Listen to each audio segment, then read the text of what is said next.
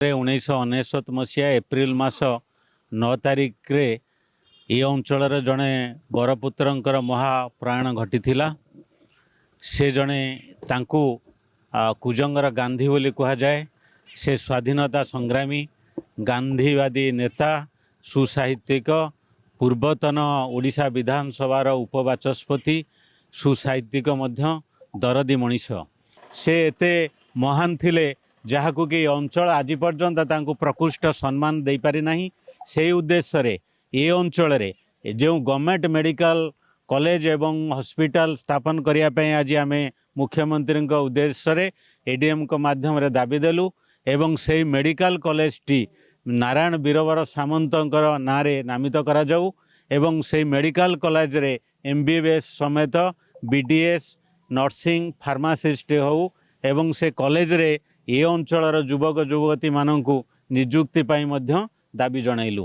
पूर्वरु मोर गुरुतुल्य वासुदेव षडंगी जगतसिंहपुर जिले में government medical college दाबी करथिले सेथिरे मध्य मते शामिल करथिले।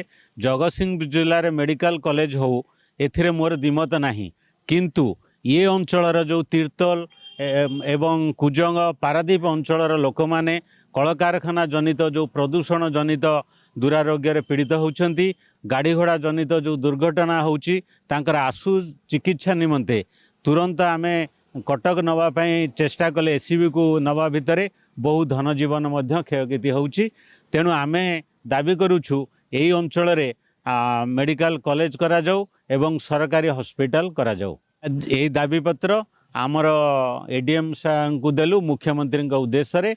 यार कॉपी मध्य केंद्र स्वास्थ्य मंत्री, केंद्र शिक्षा मंत्री, जगतसिंहपुर मान्यवर सांसद, शिल्प मंत्री, राज्य स्वास्थ्य मंत्री एवं जिलापाल जगतसिंहपुर जिलार कलेक्टर को उद्देश्य आमे दाबी पत्र दाखल कलु।